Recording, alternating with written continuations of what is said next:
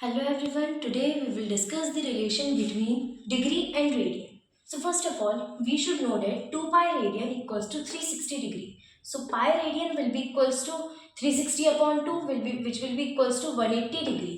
अब हम इसी से अपना रिलेशन निकालेंगे जो कि हमारा 1 radian equals to 180 upon pi degree और 1 degree equals to pi upon 180 radian.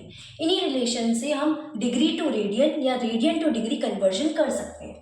So let us discuss some questions based on it. Convert 40 degree 20 minutes into radian. So first of all हम 20 minutes को degree में convert करेंगे. So इसके लिए हमें relation पता होना चाहिए. 1 degree equals to 60 minutes. So 1 degree equals to 60 minutes. So 20 minutes will be equals to 20 upon 60 degree which will be equals to 40 whole 1 upon 3 degree. अब हमें रिलेशन पता है 1 degree equals to pi upon 180 radian. So 40 whole 1 upon 3 degree will be equals to 40 whole 1 upon 3 degree into pi upon 180 radian. On solving it, we will get 121 upon 3 into pi upon 180 radian. So we will get 40 degree 20 minutes will be equal to 121 pi upon 540 radian.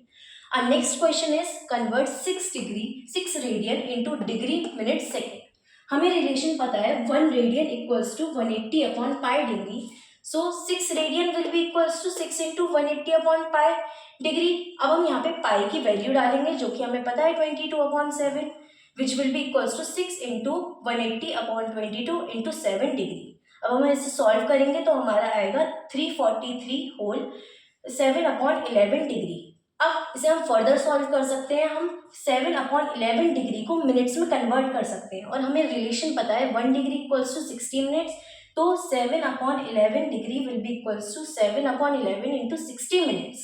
इसे हम solve करेंगे तो हमारा आएगा 38 whole 2 upon 11 minutes. अब हम 2 upon 11 minutes को 60 मतलब सेकेंड्स में कन्वर्ट कर सकते हैं.